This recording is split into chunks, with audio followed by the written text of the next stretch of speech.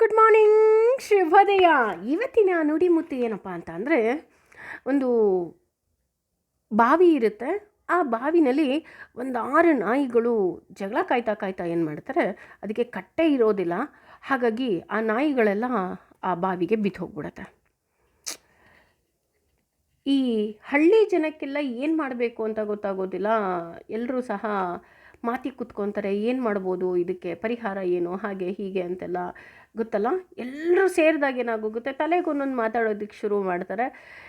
ಕೊನೆಗೆ ಒಬ್ಬರು ಹೇಳ್ತಾರೆ, ಇಲ್ಲೇ ಹತ್ತಿರದಲ್ಲಿ ಒಬ್ಬರು ಸಂತರು ಬಂದಿದ್ದಾರೆ, ಸಾಧು ಮಹಾರಾಜ್ ಅವರು, ಅವ್ರ ಹತ್ರ ಹೋಗಿ ನಾವು ಕೇಳೋಣ, ಇದಕ್ಕೆಲ್ಲ ಪರಿಹಾರ ಅವ್ರು ಕೊಡ್ತಾರೆ ಅಂತ ಹೇಳ್ತಾರೆ.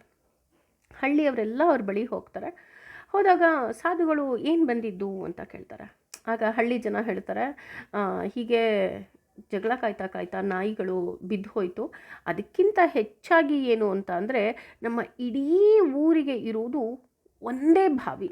ಅದೇ ಬಾವಿ ನೀರೇ ನಾವೆಲ್ಲರೂ ಕುಡಿಬೇಕು. ಆದರೆ ಹೀಗಾಗಿರೋದ್ರಿಂದ ತುಂಬ ವಾಸನೆ, ದೂರದವರೆಗೆ ವಾಸನೆ ಇದೆ. ಹಾಗಾಗಿ ಆ ನೀರನ್ನು ನಮಗೆ ಕುಡಿಯೋದಕ್ಕೆ ಆಗ್ತಾಯಿಲ್ಲ. ನಾವೀಗೇನು ಮಾಡೋದು? ಈಗ ನಾವು ಮಾತಾಡಬೇಕು ಅಂತಲೇ ಎಲ್ಲರೂ ಸೇರಿದ್ವಿ, ಆದರೆ ಯಾವುದೇ ರೀತಿಯಾದಂತಹ ಪರಿಣಾಮಕಾರಿ ಉತ್ತರ ಬರಲಿಲ್ಲ. ಹಾಗಾಗಿ ನಿಮ್ಮ ಬಳಿ ಬಂದ್ವಿ ಅಂತ ಹೇಳ್ತಾರೆ. ಆಗ ಸಾಧುಗಳು ಹೇಳ್ತಾರೆ, ಸರಿ, ಆ ಬಾವಿಗೆ ಒಂದಷ್ಟು ಗಂಗಾ ಜಲವನ್ನು ಹಾಕಿ ಸರಿ ಹೋಗುತ್ತೆ ಅಂತ ಹೇಳ್ತಾರೆ. ಕಾಶಿಗೆ ಹೋಗ್ತಾರೆ. ಒಂದಷ್ಟು ಗಂಗಾ ಜಲವನ್ನು ತಂದು ಒಂದು 10-20 ಬಕೀಟು ಅದಕ್ಕೆ ಹಾಕ್ತಾರೆ. ಆದರೆ ಹಾಗೇ ಇರುತ್ತೆ. ಮತ್ತೆ ಎಲ್ಲರೂ ಸಾಧುಗಳ ಬಳಿ ಹೋಗ್ತಾರೆ. ನೀವು ಗಂಗಾ ಜಲ ಹಾಕಿದ್ರೆ ಸರಿ ಹೋಗುತ್ತೆ ಅಂದರೆ ಗಂಗಾ ಜಲ ಹಾಕಿದ್ವಿ, ಆದರೆ ಸರಿ ಹೋಗಲಿಲ್ಲ. ಹೌದಾ, ಒಂದು ಕೆಲಸ ಮಾಡಿ, ಭಗವಂತನ ಪೂಜೆ ಮಾಡಿ ಹಾಗೂ ಪಾರಾಯಣ ಮಾಡಿಸಿ, ಸರಿ ಹೋಗುತ್ತೆ. ಸ್ವಲ್ಪ ಪ್ರಸಾದ ಎಲ್ಲ ವಿತರಣೆ ಮಾಡಿ ಸರಿ ಹೋಗುತ್ತೆ.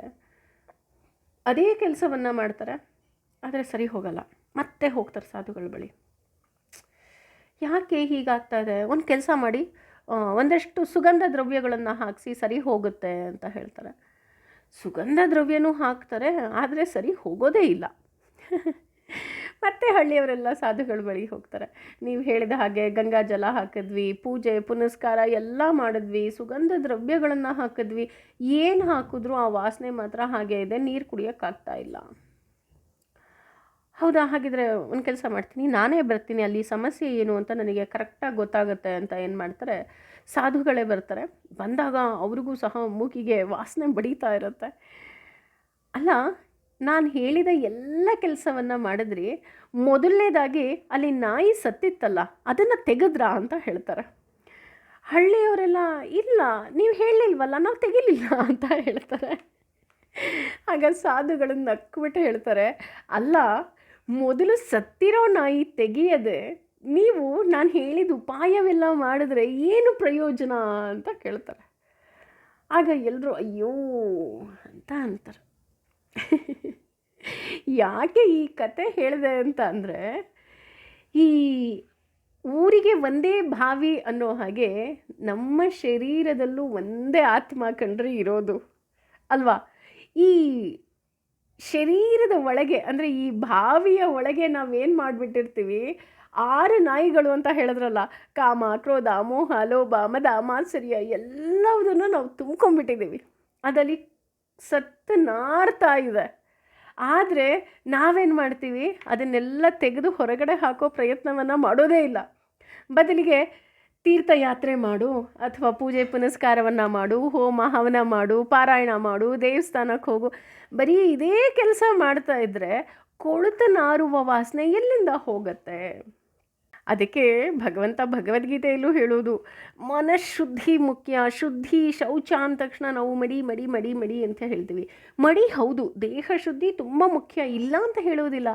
ಆದರೆ ನಿನ್ನ ಮನಸ್ಸು ಕೊಳೆತು ನಾರ್ತಾ ಇದ್ದರೆ ಆ ಯಾವ ಪೂಜೆ ಪುನಸ್ಕಾರವೂ ಸಹ ಭಗವಂತ ಸ್ವೀಕರಿಸೋದೇ ಇಲ್ಲ ಅಂತ ಭಗವದ್ಗೀತೆಯಲ್ಲಿ ಹೇಳ್ತಾ ಹೋಗ್ತಾನೆ ಅಲ್ವಾ.